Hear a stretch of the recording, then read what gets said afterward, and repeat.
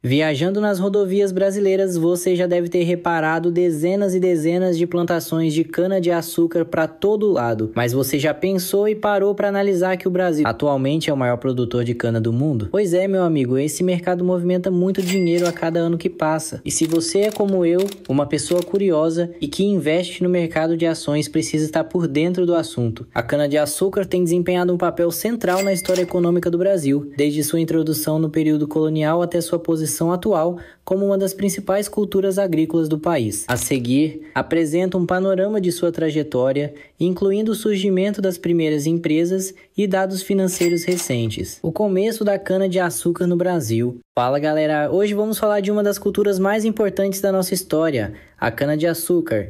Se liga porque essa história começa lá atrás, no século XVI, quando os portugueses trouxeram a cana para o Brasil, em 1532. Pois é, meu amigo, tem tempo. As primeiras plantações foram na capitania de São Vicente, mas foi no Nordeste, especialmente em Pernambuco e na Bahia, que a cana encontrou solo fértil e um clima perfeito para se desenvolver. Naquela época, o açúcar virou a principal atividade econômica do Brasil colônia e era exportado em grande escala para a Europa. Só que tinha um detalhe bem triste nessa história. Infelizmente, essa riqueza foi construída à custa do sofrimento de milhares de pessoas escravizadas. O sistema de plantation, que dominou o Brasil por séculos, era baseado em grandes latifúndios, monocultura e trabalho escravo. Os engenhos que produziam açúcar para exportação eram verdadeiras máquinas de exploração. Homens, mulheres e crianças eram forçados a trabalhar em condições desumanas. Um capítulo da nossa história que ainda traz marcas profundas na sociedade. Não dá para falar da cana-de-açúcar sem lembrar desse lado triste, porque foi assim que, infelizmente, a economia açucareira cresceu no Brasil colonial. A modernização do setor açucareiro. Lá pelo século XVII, a concorrência das colônias holandesas, francesas e inglesas nas Antilhas começou a afetar o nosso açúcar.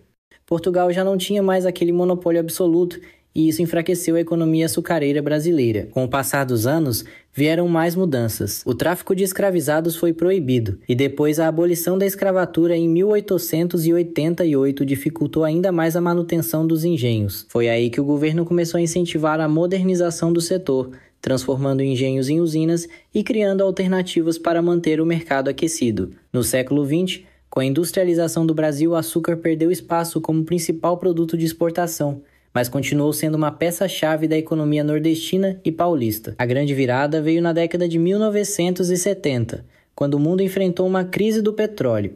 Foi nesse contexto que o governo brasileiro criou o Proálcool, um programa para incentivar o uso do álcool combustível etanol como alternativa à gasolina. Os 10 anos do Proálcool, um programa que já pode ser considerado vitorioso e definitivo, mas que ainda não vive sem o subsídio do governo. Isso fortaleceu ainda mais a produção de cana-de-açúcar, especialmente no estado de São Paulo, que passou a ser o maior produtor do país. Foi a partir desse crescimento que surgiram gigantes do setor, como Usina São Martinho, Cosan, Grupo Tereus, Raízen, uma parceria entre a Cosan e a Shell, BP, Bunge Bioenergia. Essas empresas foram essenciais para modernizar o setor e expandir a produção não só de açúcar e etanol, mas também de bioenergia e biotecnologia. Quanto dinheiro o setor açucareiro gera hoje? Atualmente, o Brasil é o maior produtor de cana-de-açúcar do mundo, e esse mercado movimenta bilhões de reais todos os anos. Em 2023, a produção de cana gerou um valor bruto de mais de 100 bilhões para a economia brasileira. Esse setor não se resume mais ao açúcar e ao etanol. Empresas como Granbio e FS Bioenergia estão investindo em bioenergia, bioplásticos e biotecnologia, tornando o Brasil uma referência mundial na produção sustentável de cana. E agora que chega a principal parte desse vídeo, a história da empresa Raízen no Brasil. Se você quer saber como essa gigante surgiu e como ela se tornou um dos maiores nomes do setor sucroenergético, fica ligado porque eu vou te contar tudo, a jornada de uma gigante da energia. Agora bora falar sobre a Raízen, uma das maiores empresas do setor energético no Brasil. Criada em 2011, a Raízen nasceu da fusão entre a Cosan e a Shell, tornando-se uma gigante no setor de etanol, açúcar e bioenergia. A empresa foi ganhando cada vez mais espaço e se consolidou como líder no mercado de biocombustíveis, controlando milhares de postos da Shell no Brasil e na Argentina. Em 2021, a Raízen deu um passo importante e abriu seu capital na B3, Bolsa de Valores do Brasil. O IPO, Oferta Pública Inicial, foi um sucesso, levantando quase 7 bilhões de reais, um dos maiores da história da Bolsa Brasileira, a queda da Raízen e os desafios no setor. Nos últimos tempos, as ações da Raízen têm enfrentado uma queda significativa. E aí vem a pergunta, por quê? Existem alguns fatores por trás disso. Queda nos preços do etanol. A demanda por etanol tem oscilado bastante, afetando diretamente a rentabilidade da empresa. Concorrência com combustíveis fósseis. Apesar do crescimento dos biocombustíveis, a gasolina ainda domina o mercado, impactando o consumo do etanol. Instabilidade econômica global. Com a alta dos juros e o cenário econômico mais instável, muitos investidores têm preferido empresas de setores mais estáveis. Vale a pena investir na Raízen? Bom, isso depende. A Raízen continua sendo uma gigante do setor energético, e seus investimentos em bioenergia e inovação podem ser um diferencial a longo prazo. Se você busca um investimento para o futuro e acredita na transição energética para fontes renováveis, a Raízen pode ser uma aposta interessante, o verdadeiro rei do etanol. E como convidado de estreia, nós temos o prazer de receber um dos maiores empresários do Brasil, Rubens Ometo. Rubens Ometo controla um verdadeiro império de negócios multibilionários, como o Grupo Cosan e a Raízen. Nos últimos anos, o império dele deu um salto gigante, principalmente depois de uma aposta pesada na compra de ações da Vale, onde se tornou indiretamente um dos maiores acionistas, e ainda tem a expansão das lojas Oxxo, em que a Raízen é sócia. Só que a coisa não anda tão bem assim não. Rubens Ometo é um cara muito ambicioso, com negócios em setores como energia, logística, gás, lubrificantes e por aí vai. Em 2022, ele fez um movimento ousado e gastou cerca de 22 bilhões de reais para garantir 6,5% das ações da mineradora Vale. O cenário econômico brasileiro não ajudou nada.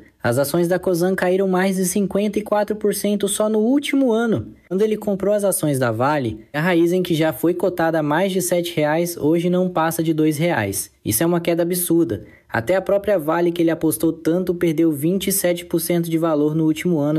E não para por aí. A Rede Oxxo, que é uma parceria entre a Raízen e a FENSA, também não está entregando os resultados esperados.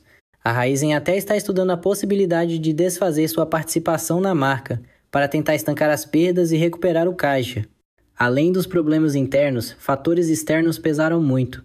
A alta dos juros, o dólar forte e as incertezas geopolíticas afetaram o mercado de forma geral. E tem mais. Em 2025, o Brasil deve enfrentar um calor recorde, o que pode comprometer a produção de cana-de-açúcar, afetando diretamente as empresas de Ometo. Mas nem tudo está perdido. A Raízen está se posicionando para o futuro com o etanol de segunda geração, o famoso E2G. Esse biocombustível é produzido a partir de resíduos da cana-de-açúcar, como o bagaço e a palha, e promete reduzir até 80% das emissões de CO2 em comparação com os combustíveis fósseis. Sem contar que pode aumentar a produtividade sem aumentar a área plantada, ou seja, é a inovação que o Brasil e o mundo precisam. Agora olha só, a Raízen está planejando expandir a produção de E2G, com a meta de alcançar 440 milhões de litros por ano até 2026. O Brasil pode se tornar líder na produção de biocombustíveis avançados. Hoje, as ações da Raízen estão abaixo de R$ 2,00. Mas será que esse é o momento certo para investir? Não sabemos, mas o futuro do mundo está na sustentabilidade. Investir em soluções como essas pode render bons frutos lá na frente. Invista com sabedoria. Valeu por assistir e até o próximo vídeo.